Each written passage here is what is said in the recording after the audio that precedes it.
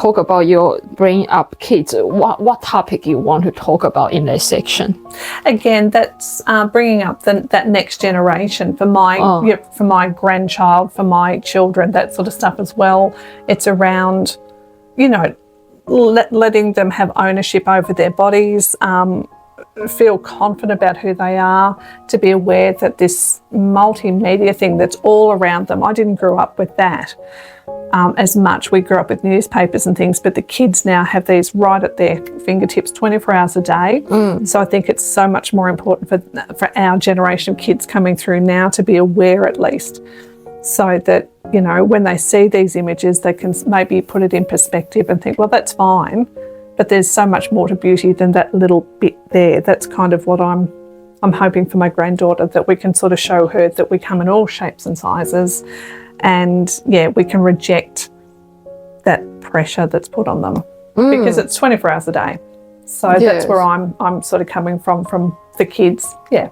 How many kids do you have? I've got 2 boys. One is profoundly disabled, and then my eldest son, he works and has a career, a wife and a child, and so we also help raise Ellie part-time as well, which is wonderful. Ellie is your grandkids. Yeah. And you mentioned about the first one is, you said that it is a disabled one. And I noticed on your social media post, and I can see it means it's important to you. Yes. Oh, absolutely. I can see it. Absolutely. And what I have noticed, I have some readers, they have maybe some of them that are disabled. And I can see why they purchase the book, because they feel like they want to change the way they see themselves. Yeah. Because that's how I notice a pattern. I see some readers that want to talk to me and that they want to know how to change the way they see themselves. So is there anything that we can discover there? Absolutely. People with disability are so much more likely to be disregarded in this area, or they're so much more likely to be told to their faces that you're fat, or that you need to wear this, or that stop being stupid, go put this, instead of that conversation around, well, how do you feel in this colour? How does this make you feel? You know what I mean? All that sort of stuff. We quite often, with people with disabilities, disregard their feelings and tell them how to be. A lot like children in the 70s were told how to be, how to think, what to do.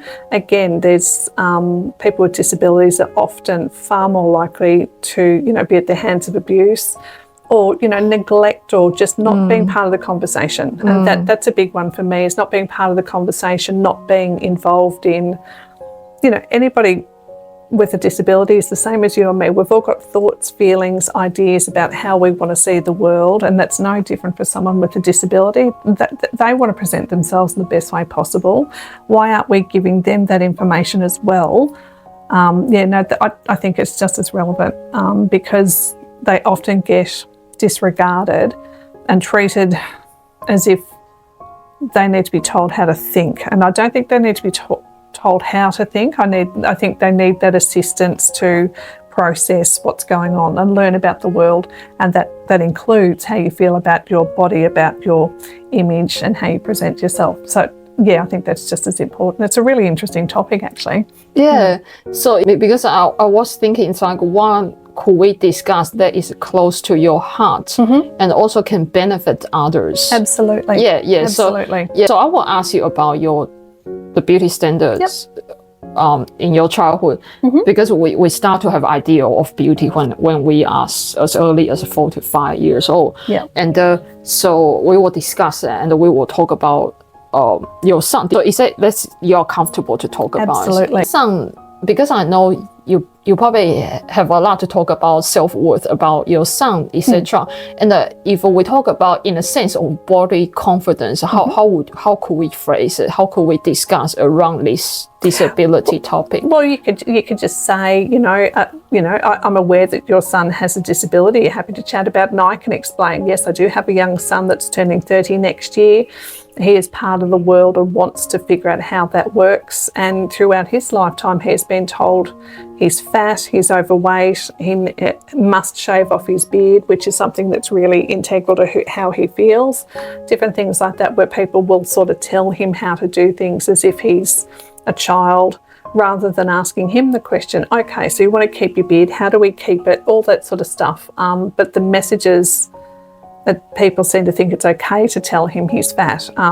If I was to say to you, you're fat or you're something and stuff, you would have a reaction to that, and fair enough too, but he's expected to be, oh, okay, then I better go and lose some weight, instead of treating him as a complex human being that might need, you know, to talk about what's going on. So I think, yeah. Because they feel like he is so kind and nice, so they have no boundary. That's it. That's it too. Yeah. So I kind of have to be that boundary for him and say, no, we don't speak to each other that way.